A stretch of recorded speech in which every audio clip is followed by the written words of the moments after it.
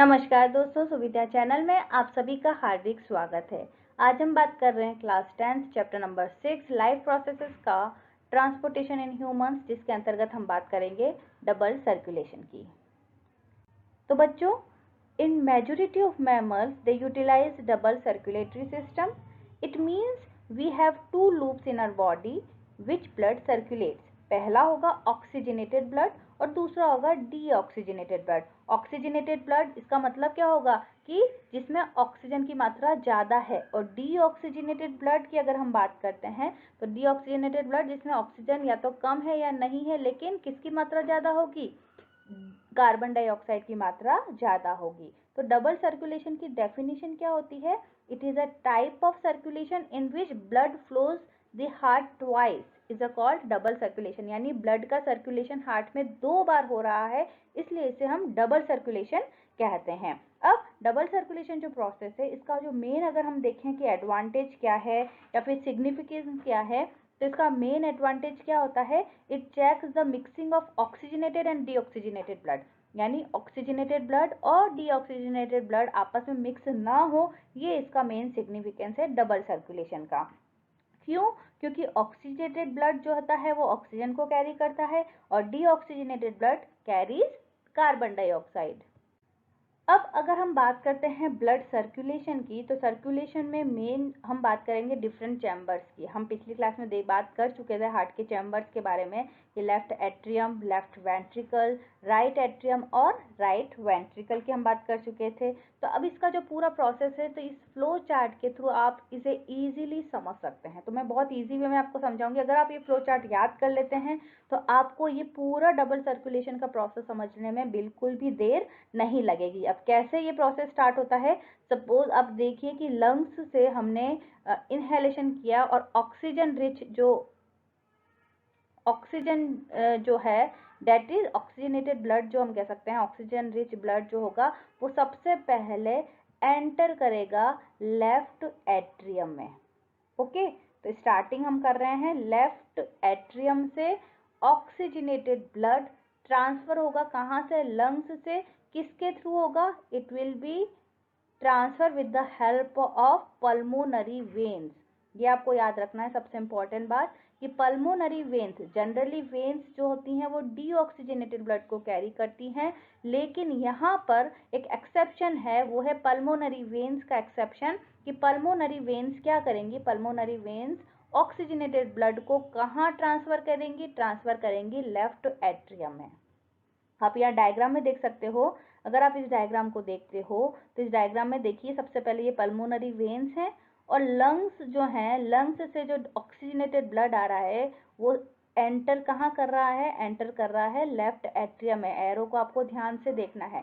तो left atrium में इनकी एंट्री हो रही है। यहाँ पे जितना भी लाल रेड कलर का पोर्शन है वो ऑक्सीजनेटेड ब्लड के ट्रांसफर को बताएगा और ब्लू कलर बताएगा डीऑक्सीजनेटेड ब्लड के ट्रांसफर को। तो at first what happens? Lungs से ऑक्सीजनेटेड ब्लड ट्रांसफर होगा लेफ्ट एट्रियम में, जिसकी वजह से लेफ्ट एट्रियम क्या होगा? रिलैक्स होगा। उसके बाद लेफ्ट एट्रियम जो है वो क्या हो जाएगा? कॉन्ट्रैक्ट होगा और ब्लड जो है वो कहाँ ट्रांसफर हो जाएगा? ब्लड ट्रांसफर होगा लेफ्ट वेंट्रिकल में। यहाँ पर प्रेजेंट होते हैं बाइकस्पिड वाल्व। बाइकस्पिड वाल्व क्या करेंगे कि वापस ब्लड का ट्रांसपोर्टेशन विपरीत दिशा में ना हो जाए, उसको प्रिवेंट करने के लिए यहाँ पे वाल्व्स प्रेजेंट होते हैं। तो बच्चों क्या होगा?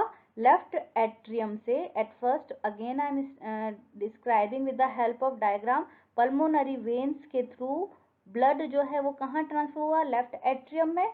लेफ्ट एट्रियम वापस कॉन्ट्रैक्ट होगी और वाल्व की सहायता से ब्लड कहाँ ट्रांसफर होगा? लेफ्ट वेंट्रिकल में। यहाँ तक कोई दिक्कत? यहाँ तक कोई दिक्कत नहीं। After that from the left ventricle the blood will be transferred in the body parts with the help of aorta। अब यहाँ से आप देखिए डायग्राम में कि लेफ्ट वेंट्रिकल से ट्रांसफर हो रहा है ब्लड का एओर्टा में। ओके, और अओर्टा से सारे बॉडी पार्ट्स को ब्लड जाएगा। जो ऑक्सीजनेटेड ब्लड जो है, जो ऑक्सीजनेटेड ब्लड जो लंग्स से आया है, वो एक बार ये पूरा पार्ट कंप्लीट करके अओर्टा के थ्रू कहाँ ट्रांसफर हो रहा है? सारे बॉडी पार्ट्स में ट्रांसफर हो रहा है। यानी यहाँ से एक बार ब्लड जो है निकल चुका है हार्ट से ब्लड। तो ये पूरा प्रोसेस इतना हुआ है कि शुरुआत में लंग्स, लंग्स से ऑक्सीजनेटेड ब्लड पल्मोनरी वेन्स के सहायता से लेफ्ट एट्रियम में गई, लेफ्ट एट्रियम से लेफ्ट वेंट्रिकल में ट्रांसफर हुआ और अओर्टा के थ्रू ये ट्रांसफर कहाँ हो जाएगा, सारे बॉडी पार्ट्स में। बॉडी पार्ट्स में से अब जो ब्लड है वो किस में कन्वर्ट हो जाएगा, now blood is converted into deoxygenated blood, यानी यहाँ पर अब ब्लड में ऑक्सीजन की मात्रा कम होगी और कार्बन डाइऑक्साइड की मात्रा ज़्यादा होगी। अब ये जो डीऑक्सीजनेटेड ब्लड है वो या तो वेना कावा आपको दिख रही है, यहाँ पे अपर साइड में भी है और लोअर साइड में भी है, तो सुपीरियर वेना कावा और इंफीरियर वेना कावा, बॉडी के ऊपर वाले जो भाग है वहां से जो डीऑक्सीजनेटेड ब्लड है या फिर नीचे वाले भाग से जो डीऑक्सीजनेटेड ब्लड है वो वापस हार्ट में एंट्री लेता है, और हार्ट में एंट्री लेने के बाद वो कौन से पोर्शन में जाएगा, the deoxygenated blood enters the right atrium, कहाँ एंटर करेगा, ये राइट एट्रियम में एंट्री करेगा, from the anterior reason of the body by the superior vena cava and posterior region of the body by the inferior vena cava. Okay, इससे क्या होगा, it cause the expansion of the right atrium, इसकी वजह से क्या होगा, right atrium थोड़ा सा एक्सपांड होगा, लेकिन यहाँ पर क्या होगा, ट्राइकस्पिड वाल्व ओपन हो जाएंगे, ट्राइकस्पिड वाल्व के ओपन होने से now right atrium will be contract, right atrium contract हो जाएगा और ब्लड का ट्रांसफर कहाँ हो जाएगा, राइट वेंट्रिकल में। Now blood flows from the right atrium into the right ventricle. When the right ventricle contracts, the blood is forced into the pulmonary arteries. अब यहाँ से ब्लड ट्रांसफर कहाँ होगा, यहाँ से आप ये एरो देख सकते हो, ब्लड ट्रांसफर हो रहा है पल्मोनरी आर्टरीज की ओर, पल्मोनरी आर्टरीज की ओर ट्रांसफर हो रहा है।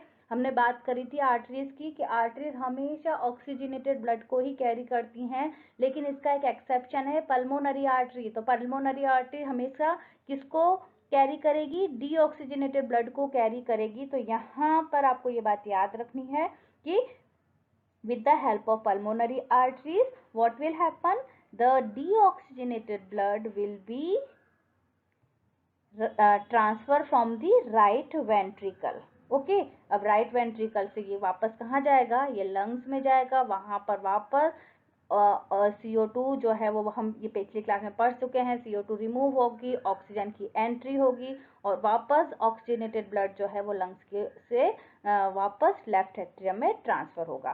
तो ये जो पूरा चार्ट है वापस आप देख सकते हैं कि बॉडी पार्ट से जो डीऑक्सीजनेटेड ब्लड है वो वेना कावा, दो टाइप की हमने पढ़ी, सुपीरियर वेना कावा और इंफीरियर वेना कावा, उससे ट्रांसफर होगा राइट एट्रियम में, राइट एट्रियम एक्सपांड होगा, लेकिन वापस यहाँ पर कौन से वाल्व हैं, ट्राइकस्पिड वाल्व, यहाँ पे है ट्राइकस्पिड वाल्व की हमने बात करी थी और यहाँ पे प्रेजेंट थे बाइकस्पिड वाल्व। फिर ये ट्रांसफर हो जाते हैं लंग्स में, किसकी सहायता से, with the help of pulmonary arteries. तो आपको ये जितने भी एरोज दिखे हैं, अगर आपने ये पूरा चार्ट याद कर लिया है तो आप इन एरोज को इजीली बना सकते हो, और ये डायग्राम कैसे बनाना है वो मैं आपको पिछली क्लास में बता ही चुकी हूँ। इसी के साथ आप डबल सर्कुलेटरी सिस्टम का जो डायग्राम है वो आप ये वाला जो है दैट इज बेटर, क्योंकि यहाँ पे आपको लंग्स, कैपिलरी और बॉडी ऑर्गन्स ये भी पूरा दिया हुआ है, तो उसके थ्रू अगर आप डायग्राम बनाओगे, डबल सर्कुलेशन का अगर क्वेश्चन पूछा जाता है तो उसमें आप सिर्फ हार्ट का डायग्राम बना देते हो, that will B not okay, उसमें आपको किसका डायग्राम बनाना होगा, पूरा डबल सर्कुलेटरी सिस्टम को समझाना पड़ेगा। तो ये डायग्राम अगर आप बनाते हैं कि किस प्रकार, आप इसमें देख सकते हो कि वेना केवा के थ्रू क्या हो रहा है, राइट एट्रियम में ट्रांसफर हो रहा है, राइट एट्रियम से राइट वेंट्रिकल में, देन लंग्स में, अगेन लंग्स से क्या हो रहा है, ऑक्सीजनेटेड ब्लड बन रहा है, ऑक्सीजनेटेड ब्लड कहाँ ट्रांसफर होगा, लेफ्ट एट्रियम में, लेफ्ट एट्रियम से लेफ्ट वेंट्रिकल में, और उसके थ्रू एओर्टा के थ्रू कहाँ ट्रांसफर होगा, ये बॉडी पार्ट्स में, बॉडी में वापस ये डीऑक्सीजनेटेड ब्लड में ट्रांसफर हो रहा है। तो आप इसको कलर्स के थ्रू और अच्छे से एक्सप्लेन कर सकते हो, ब्लू और रेड कलर के through, that will be more easy to understand. तो अब हम अगर इसकी थ्योरी पढ़ें वापस, तो oxygen rich blood from the lungs comes to the thin walled upper chamber of the heart on the left atrium. अभी हमने ये बात करी थी, oxygenated blood from the lungs comes to the left atrium, when it is collecting the blood the left atrium relax, however while the next chamber the left ventricle expands, then it contract. ठीक है, शुरुआत में क्या होगा, left ventricle जो है वो बाद में ये एक्सपांड होगा और ये कॉन्ट्रैक्ट होगा और फाइनली क्या होगा, जो ट्रांसफर जो है यहाँ पर ब्लड का हो चुका है, उसके बाद क्या होता है, the blood is pumped out the body. Likewise, deoxygenated blood come from the body to the upper chamber of the right, which is right atrium. After, when the right atrium contracts, corresponding lower chamber, the right ventricle, dilates, and this act transfers blood to the right ventricle, which in turn pumps it to the lungs for oxygenation. The ventricles have thicker muscle, ये बहुत important question है, कई बार आता है, the ventricles have thicker muscle wall than the atria. क्यों, क्योंकि ventricles have to pump blood into various organ. ये बात आपको याद रखनी है, क्यों मस्कुलर वॉल्स इसकी थिक होती हैं, because ventricles have to pump blood into various organs. And यहाँ पर वाल्व्स भी प्रेजेंट होते हैं, हमने बात करी है वाल्व्स की, कि वाल्व्स का फंक्शन क्या होता है, that the blood does not flow backward when the atria ventricles contract. The separation of right side and the left side of the heart is beneficial as it avoids oxygenated and deoxygenated blood from mixing. So that is the main reason कि double circulation process होने का जो main reason है वो यही है कि ये अवॉइड करता है ऑक्सीजनेटेड ब्लड को मिक्स होने से, किससे, डीऑक्सीजनेटेड ब्लड को।